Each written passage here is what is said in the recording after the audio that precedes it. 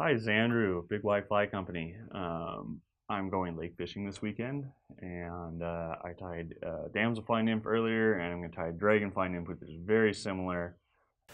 This is going to be a number 6 hook here. I don't need it too big. You can go bigger than this if you want, but I've always found that your average damsel dragonfly isn't actually all that big. It's the ones that work really well for me. I'm just using a black thread here. So if you saw the video on the damselfly that I was tying earlier, I'm using the same kind of tail. This is the back end of this. And I know there's a name for this, like greasy underfur here, but whatever it's called, I really like it for tails on nymphs.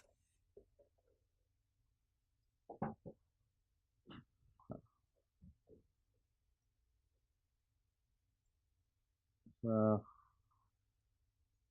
using a fairly good chunk of it because this is going to be a bigger nymph here.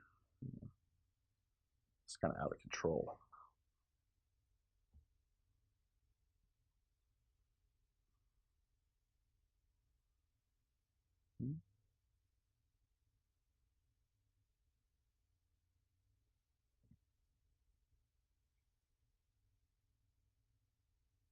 Because this is going to have a nice big body on it, I'm just using that whole tail section to create like a nice even section here.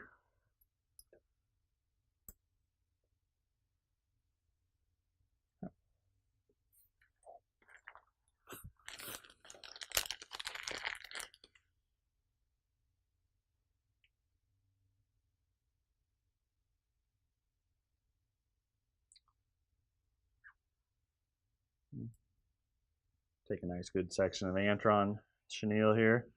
And what's going to happen is I'm going to create two different segments. So basically this is a quarter. The tail is about a quarter. What I'm going to create now is about half, leaving a head about 1/4 of the body size. So I'm not going all the way up to the front right now. At this point, I should remember to tie in wire. So it will help keep that down. I'm not great at remembering to tie in wire, but I'm also not expecting my flies to last forever. Flies fall apart. If they didn't fall apart, I wouldn't be tying so many of them.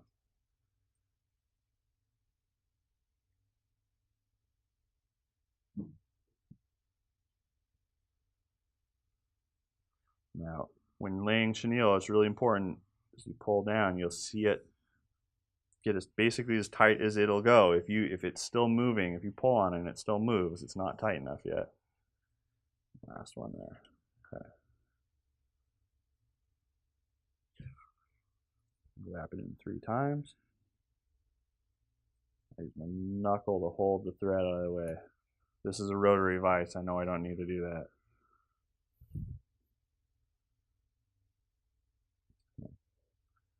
Dragonflies are a lot fatter than damselflies, so we're looking for a nice big fat body here, where damselflies tend to have skinny bodies.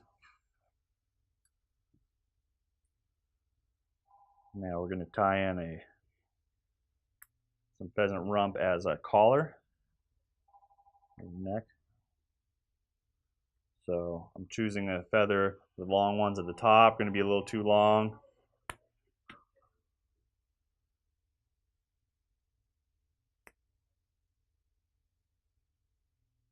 You don't need a whole lot either. You're just creating a really quick collar.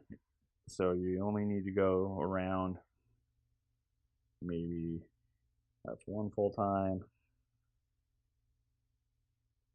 I'll go around 2nd full time. Hackle pliers are your friend. Get some. I didn't use any. So you basically just created legs here. At this point, we're ready for the head. You can tie in the eyes first if you want, or you can wait till the end. Doesn't really matter with this pattern. So I'm tying in the eyes right now.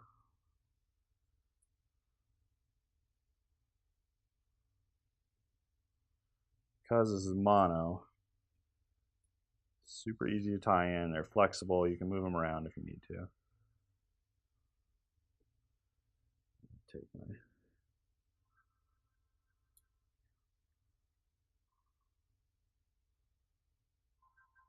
We're just going to go up and around and over the head. We're creating kind of a big space here.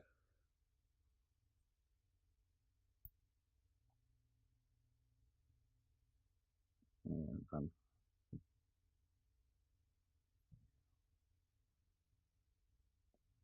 didn't leave myself quite enough room in the head, so I just pushed it back a little bit.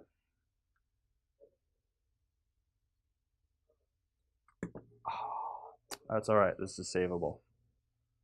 Lessons in tying. As long as it doesn't unravel, it means it's still tied in there.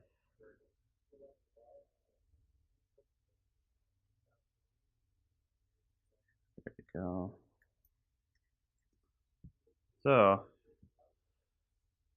you can see that you got eyes sticking out to the side. This is really attractive.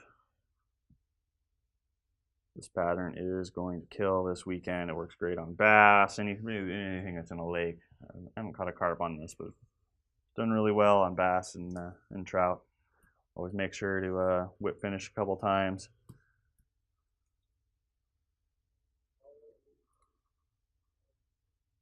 What I tend to do is I'll tie a bunch of flies, and I won't put any head cement on them until the very end. So I'll get, tie a dozen flies, 2 dozen flies, and then I'll just hang them somewhere and then go on later and put the head cement on. So I always want to make sure that they're nice, like they're fishable right now, in case I forget, because I'll probably forget. So this little drunk dragonfly is going to be a killer this weekend. Hopefully I'll get a picture of this hanging out of a fish's mouth. So hope you enjoy. Happy tying. Thanks for choosing Big White Fly Company. We'll see you next time.